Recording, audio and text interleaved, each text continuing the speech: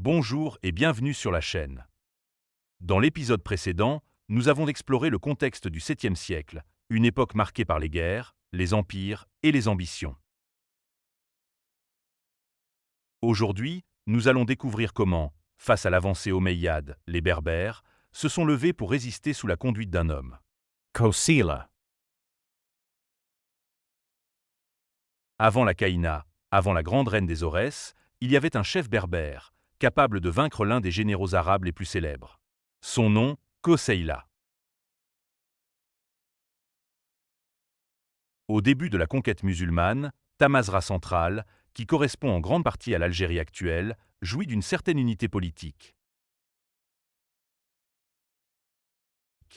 Cette cohésion est représentée par Koseïla, un chef berbère influent, capable de rassembler plusieurs tribus autour d'un objectif commun: la défense de leurs terres contre l'expansion omeyyade.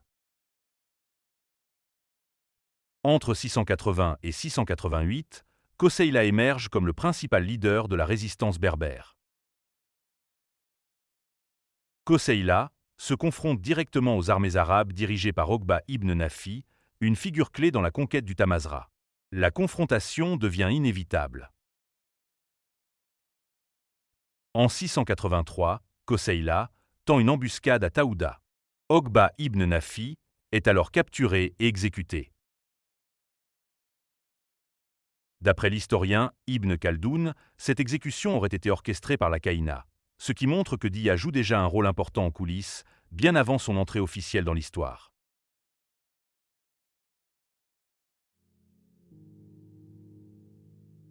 La mort d'Oqba ibn Nafi engendre un immense choc chez les Omeyyades. Les armées arabes sont chassées de Kairouan, symbole de leur présence en Afrique du Nord. Koseïla prend alors le contrôle d'une grande partie du Tamasra, gouvernant pendant plusieurs années un territoire affranchi de l'autorité omeyyade. C'est l'un des rares moments où la conquête musulmane du Tamasra est complètement interrompue. Cependant, cette victoire berbère ne dure pas longtemps. Les Omeyyades réagissent rapidement. Des renforts sont dépêchés par le calife sous le commandement de Zohair ibn Qaïs. En 688, Koseïla affronte ses adversaires près de Tingad lors de la bataille de Mamès. Le chef berbère trouve la mort au combat. La première grande résistance organisée s'effondre.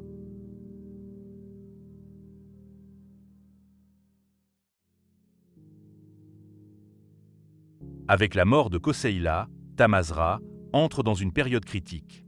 La résistance berbère a perdu son leader, mais elle n'est pas vaincue. Ce vide politique et militaire va permettre l'émergence d'une nouvelle figure, encore plus déterminée, redoutée et légendaire. Une femme. Koseïla a ouvert la voie. Sa résistance a démontré que l'empire omeyyade pouvait être défié.